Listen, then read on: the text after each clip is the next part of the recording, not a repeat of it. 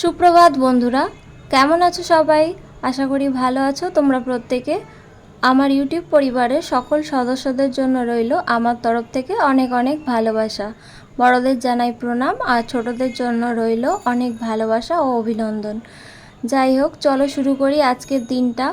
রোজকার মতো আজকেও নিয়ে চলে এসেছি নতুন একটা ব্লগ। সবাইকে আমার চ্যানেলে স্বাগতম। চলো তাহলে শুরু করা যাক। সকালবেলা তাড়াতাড়ি ঘুম থেকে উঠে সমস্ত ঘর ক্লিন করে নিয়েছি আর মাছেদের খেতে দেওয়া হয়ে গেছে। এখন সবজি কাটতে বসেছি। আজকের মেনুতে কি কি আছে তোমাদেরকে একটু বলে দিই। আজকের মেনুতে আছে গরম গরম ভাত, তার সাথে নিরামিষ পনিরের একটা তরকারি, আর তার সাথে রয়েছে ডাল আর বেগুনি। আজকের মেনুতে সব নিরামিষ রান্না রয়েছে, কারণ কাল একাদশী, তাই আজকে আমরা সবাই নিরামিষ খাবো। নিরামিষ পনির করার জন্য যে যে উপকরণগুলো নিয়েছি সেগুলো একটু বলে দিই। নিরামিষ পনিরের জন্য পনির তো লাগবেই, তাই পনিরগুলোকে ছোট ছোট টুকরো করে প্রথমে কেটে নিচ্ছি। আর এই রান্নাটাতে সবজি দিয়েছি আলু, ক্যাপসিকাম আর টমেটো আর কাঁচা লঙ্কা দিয়েছি। আর কি কি উপকরণ ব্যবহার করেছি সেগুলো একে একে বলে দিচ্ছি। মশলা হিসাবে আমি নিয়েছি হলুদ গুঁড়ো, লঙ্কা গুঁড়ো আর গোটা গরম মশলা, তার সাথে শেষে দেওয়ার জন্য ঘি, গুঁড়ো গরম মশলা আর সামান্য একটু চিনি অথবা বাতাসা, আর নুন তো লাগবেই। তো প্রথমে আমি যেটা করেছি সেটা হলো সব সবজিগুলোকে এক এক করে কেটে নিচ্ছি। কেটে ভালো করে ধুয়ে জল ঝারিয়ে নিচ্ছি। তারপর কড়াতে তেল দিয়ে তাতে সামান্য একটু নুন, পরিমাণ মতো নুন, আমি এখানে 200 গ্রামের একটু বেশি 236 গ্রাম মতো পনির নিয়েছি। তো তার জন্য 3টে আলু আর একটা গোটা ক্যাপসিকাম দিয়েছিলাম আর একটা টমেটো দিয়েছিলাম আর কিছু কাঁচা লঙ্কা দিয়েছিলাম। তো কাঁচা লঙ্কা আর ক্যাপসিকাম কুচিগুলোকে প্রথমে ভালো করে নুন দিয়ে ভেজে নিয়েছি।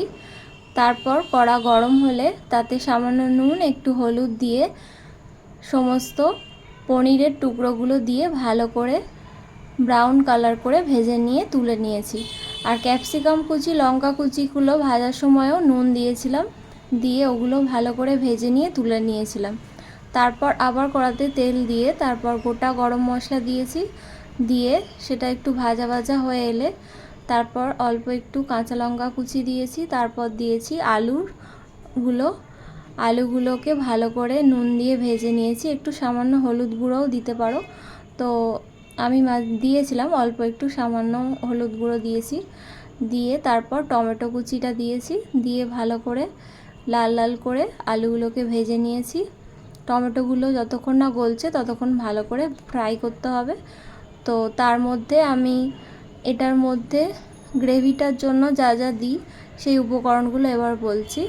তো গ্রেভিটাতে আমি দিই অল্প একটু বাদাম, আর তার সাথে 3টে মতো কাঁচা লঙ্কা, সামান্য একটু নুন আর পোস্ত, আর জল দিয়ে ভালো করে মিক্সার গ্রাইন্ডারে ভালো করে ওটাকে পেস্ট করে নিয়েছি। তো ওইটা দিই, আর তার সাথে কোকোনাট মিল্ক দিয়েছি, নারকেলের দুধ যেটা বলে, আমি এখানে পাউডার ব্যবহার করেছিলাম। তো ওটা গ্রেভিতে দিয়েছি। আর আলুগুলো আর টমেটোগুলো ভালো করে ভাজা হয়ে গেলে তারপর আমি যে মিক্সিতে যেগুলো বানিয়েছিলাম, ওই যে বাদাম বাটা, তার সাথে বাদাম পোস্ত, কাঁচা লঙ্কা নুন দিয়ে বাটা, আর তার সাথে নারকেলের দুধ যেটা পরে অ্যাড করে দিয়েছি, দিয়ে তারপর ভেজে রাখা ক্যাপসিকামের কুচি, লঙ্কা কুচিগুলো দিয়েছি। আর সব শেষে সামান্য একটু নুন দিয়েছি পরিমাণ মতো, আর ভেজে রাখা পনিরগুলো তারপর ঢেলে দিয়ে ভালো করে ফুটিয়ে নিয়েছি। নিয়ে একদম পুরো সিদ্ধ হয়ে যাবে যখন সবজিগুলো, পুরো রান্নাটা কমপ্লিট হয়ে আসবে, তখন সামান্য একটু ঘি দিয়েছি, গুঁড়ো গরম মশলা দিয়েছি, আর অল্প একটু বাতাসা দিয়েছি। চিনি ব্যবহার করিনি, বাতাসা ছিল তাই চিনির পরিবর্তে বাতাসা দিয়েছি। যাই হোক, এইভাবে আমি আমার আজকের নিরামিষ পনির রান্না কমপ্লিট করেছি। তো তোমাদের যদি রেসিপিটা ভালো লাগে তোমরাও ট্রাই করে দেখতে পারো। আমাদের বাড়িতে বেশিরভাগ দিন নিরামিষ পনিরই হয়, তাই নিরামিষ পনিরের রেসিপিটা আমরা যেভাবে বানাই সেটাই আমি তোমাদের সাথে একটু শেয়ার করলাম। তোমরা বানিয়ে দেখতে পারো, খেতে ভালো লাগে। যাই হোক, তোমরা দেখতে থাকো আমার ব্লগ আর শুনতে থাকো আমার কথা। তো রান্নাবান্না সব হয়ে গেলে তারপর স্নান করে ঠাকুরের পূজা দেব। মা ওদিকে পুজো দিচ্ছে মায়ের ঘরে, আর আমার সব রান্না কমপ্লিট হয়ে গেলে তারপর স্নান করে আমি আমার ঘরে পুজো দিয়ে দেব। তারপর রেডি হয়ে স্কুলে যাব।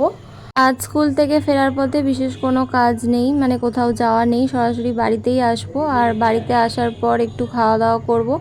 খাওয়া দাওয়া বলতে আমি ভাতই খাই, তো স্কুল থেকে ফিরে ভাত খাবো। আর তার একটু পরে চা খাই সবাই মিলে। চা খাওয়া হয়ে গেলে তারপর সন্ধ্যা দেব, আর সন্ধ্যা দেওয়া হয়ে গেলে আবার কিছুক্ষণ পর আবার একটু চা খাই। তো তারপর রাতের খাবার খেয়ে এবার ঘুমাতে যাব। যাই হোক, তো তোমরা দেখতে থাকো আমার ব্লগ আর শুনতে থাকো আমার কথাগুলো। তো আজকে আমি তোমাদের সাথে শেয়ার করব শ্রী রামকৃষ্ণ পরমহংসদেবের কিছু কথা, গুরু পরীক্ষা সম্পর্কে কিছু কথা। যেহেতু দক্ষিণেশ্বর মন্দিরের প্রতিষ্ঠাতা রানী রাসমণি ও তার জামাই মথুর বাবু, তো তাদের মনে দৃঢ় বিশ্বাস জন্মে গিয়েছিল যে শ্রী রামকৃষ্ণদেব একজন সিদ্ধ মহাপুরুষ। সেই কারণে তারা তাকে অত্যন্ত শ্রদ্ধা করতেন। সেই সময় ঠাকুরের বয়স ছিল 24 থেকে 25 বছর। তার শরীর স্বাস্থ্য এতটাই সুন্দর ছিল যে তা দেখে দর্শকেরা সকলেই সহজেই আকৃষ্ট হয়ে পড়তেন। সেই সময় তিনি পূর্ণ যুবক হলেও পঞ্চবর্ষীয় বালকের ন্যায় সকলের সাথে অত্যন্ত সহজ সরল ব্যবহার করতেন। মহিলারাও তার কাছে যেতে কোনো রকম সংকোচ বোধ করতেন না। তবুও মানুষের মন এতটাই দুর্বল ও অবিশ্বাসী যে শেষ পর্যন্ত কয়েকজন মিলে শ্রী রামকৃষ্ণদেবের পরীক্ষা নিতেও দ্বিধা করেননি। কলকাতাস্থিত মেছুয়া বাজারের লক্ষ্মীবাই নামক এক বারাঙ্গনার সাথে পরামর্শ করে মথুরবাবু শ্রী রামকৃষ্ণদেবকে তার ঘরে নিয়ে যান। সেখানে 15 থেকে 16 জন সুন্দরী যুবতী বারাঙ্গনাকে অর্ধনগ্ন অবস্থায় একটি ঘরে একত্র করে রাখা হয়েছিল। শ্রী রামকৃষ্ণদেবকে সেই ঘরে নিয়ে গিয়ে মথুরবাবু চুপিসারে অন্য ঘরে চলে যান। এই যুবতীরা, যাদের রূপ, লাবণ্য ও হাব ভাব দেখে যোগীদের মনেও বিকৃতি উৎপন্ন হয়ে যায়, তারাই শ্রী রামকৃষ্ণদেবের পরীক্ষা নেবার জন্য নানা ধরনের ফন্দি আঁটছিল। শ্রী রামকৃষ্ণদেব সেই ঘরে ঢুকে তাদের দেখতে পেয়েই তাদের মাঝখানে দাঁড়িয়ে পড়ে মা আনন্দময়ী, মা আনন্দময়ী বলে মাথা নিচু করে তাদের প্রণাম করতে আরম্ভ করেন এবং বারংবার মায়ের নাম স্মরণ করতে করতে সমাধিস্থ হয়ে যান। তার দু চোখ দিয়ে অনবরত প্রেমাশ্রু বইতে থাকে। তার এই অবস্থা দেখে বারাঙ্গনা যুবতীরা ভয় পেয়ে যায়।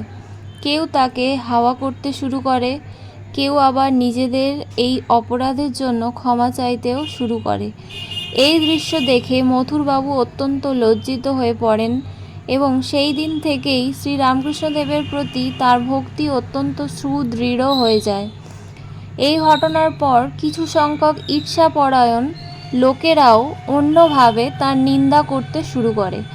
তাদের মধ্যে কয়েকজন বলে বেড়ায় যে শ্রী রামকৃষ্ণদেব আদৌ কোনো সিদ্ধপুরুষ নন, বরং স্নায়ু দৌর্বল্যের কারণে তার মধ্যে পৌরুষ বলতে যা ছিল সবই নষ্ট হয়ে গেছে, তিনি নপুংসক হয়ে গেছেন, ইত্যাদি ইত্যাদি এইসব বলে বেড়াতে লাগে। এই সমস্ত ঘটনার পর রানী রাসমণি পুনরায় তার পরীক্ষা নিতে চান। এই বিষয়ে শ্রী রামকৃষ্ণদেব একবার বলেছিলেন, আমি একদিন নিজের ঘরে শুয়েছিলাম, এমন সময় দুজন স্ত্রীলোক আমার ঘরে প্রবেশ করে। প্রথম দিকটায় তারা আমার সাথে সাধারণভাবে কথা বলছিল, কিন্তু কিছুক্ষণ পরই তারা সরাসরি আমার শরীর স্পর্শ করে ব্যভিচারে উদ্যত হয়। আমি মা মা বলে অজ্ঞান হয়ে যাই। যখন আমার চৈতন্য ফিরে আসে তখন দেখি ওই দুজন স্ত্রীলোক আমার পা জড়িয়ে ধরে কাঁদছে। আমি তাড়াতাড়ি নিজের পা সরিয়ে নিই ও মা আনন্দময়ী বলে তাদের দুজনকে প্রণাম করি। এরপর তারা বারবার ক্ষমা চেয়ে ফিরে যায়। শ্রী রামকৃষ্ণদেব এইভাবেই প্রলোভনের এই প্রধান কারণ দুটিকে গোড়া থেকেই নির্মূল করে দিয়েছিলেন। আজকালকার উপদেষ্টা ও নেতৃস্থানীয় ব্যক্তিরা এ বিষয়ে কতখানি অপরিপক্ক তা কারোরই অজানা নয়। শ্রীরামকৃষ্ণ পরমহংসদেব নারী জাতি মাত্রেই মা জগদম্বার অংশ মনে করতেন এবং তাদের মা বলেই ডাকতেন। তিনি মা ভবতারিণীর সামনে দাঁড়িয়ে প্রার্থনা করতেন, মা বিদ্যাও তুমি, অবিদ্যাও তুমি, গৃহস্থের কুলবধূও তুমি, আবার বাজারের পতিতাও তুমি, সব রূপেই তুমি আমার মা, আর আমি তোমার সন্তান। শ্রীরামকৃষ্ণ পরমহংসদেবের সেই সমস্ত শিষ্যরা যারা প্রায় সময়েই গুরুদেবের সমান কাজ করার কথা বলতো, যেমন স্বামী বিবেকানন্দ তাদের বলতেন, শ্রীরামকৃষ্ণদেবের সমান কাজ করা অথবা ক্রমাগত তার পথ অবলম্বন করে চলাকে তোমরা মোটেই ছেলেখেলা মনে করো না, নয় মন তেলও জোগাড় হবে না, আর রাধাও নাচবে না। তিনি মাসের পর মাস তার যুবতী স্ত্রীর সাথে এক ঘরে থেকেছেন, কিন্তু একবারের জন্যেও তার মনে কোনো প্রকার বিকার উৎপন্ন হয়নি। এসব সাধারণ মানুষের আয়ত্তের বাইরে।